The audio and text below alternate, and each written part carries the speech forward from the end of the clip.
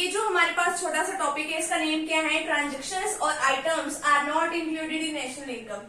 अभी जब हमने अभी पिछले 3 मेथड्स करे हैं उसकी जो प्रिकॉशंस करी थी हमने उसी में से ही है ये मेथड्स हमारे, उसी में से ये जो आइटम्स हैं जो ट्रांजेक्शन्स है वो निकल के आई हैं। तो इसमें हम क्या डिस्कस करेंगे, ऐसी कौन सी ट्रांजेक्शन्स है जिसको हम नेशनल इनकम में इंक्लूड नहीं करते हैं। Sale and purchase of second hand goods, अब जो सेकंड हैंड गुड्स हैं उसको हम इसमें नेशनल इनकम में इंक्लूड नहीं करते। क्यों?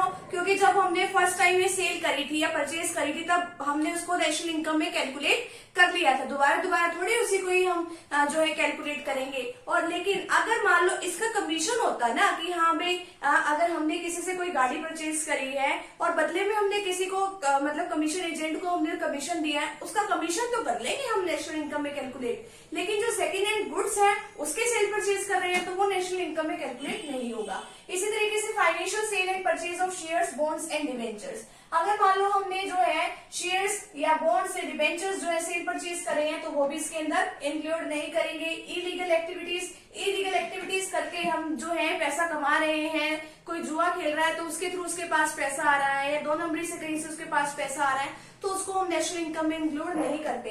इसी तरीके से जो ब्लैक मनी है उसको भी इंक्लूड नहीं करते हैं। आगे विंडफॉल इनकम, जैसे कि कहीं लॉटरी लग गई, ठीक है, तो उसको भी हम इसमें कंसीडर नहीं करेंगे नेशनल इनकम में। स्कॉलरशिप है तो उसको भी इंक्लूड नहीं करेंगे, क्यों? क्योंकि वो तो ट्रांसफर पेमेंट करी है किसी ने। आगे क्या है, गिफ्ट फ्रॉम अब्रॉड, अब हमें दूसरे देशों से गिफ्ट मिल रहे हैं, हमारा कोई रिलेटिव रह रहा है वहां पे तो हमें दूसरे देशों से मिल रहे हैं गिफ्ट्स, तो उसको भी इंक्लूड नहीं करेंगे नेशनल इनकम में। ओल्ड एज पेंशन आ गई या फिर स्कॉलरशिप आ गई या पॉकेट मनी टू चाइल्ड आ गई, ये सब क्या है, ट्रांसफर पेमेंट करिए, इसके बदले में कोई सर्विसेज थोड़ी दी है हमने, ये तो ऐसे ही मिल रही है हमें।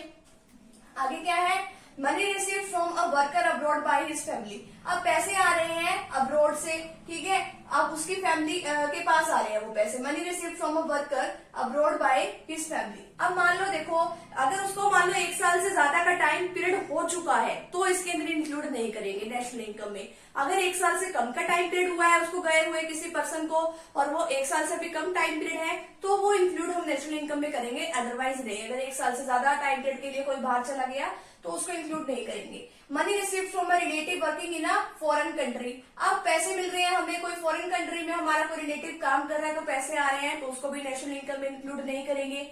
अनएम्प्लॉयमेंट अलाउंस, जो बेरोजगार है उसको क्या मिलता है, बेरोजगारी भत्ता मिलता है तो उसको भी इसमें इंक्लूड नहीं करते नेशनल इनकम में, ठीक है। तो ये कुछ जो है ट्रांजेक्शन है जिसको नेशनल इनकम में हम कैलकुलेट कंसीडर नहीं करते हैं। अब कुछ ऐसी ट्रांजेक्शन के बारे में अभी हम डिस्कस करेंगे कि जो कि जिसको हम नेशनल इनकम में कैलकुलेट करते हैं, तो फटाफट से भी आप इतने का स्क्रीनशॉट ले लीजिए।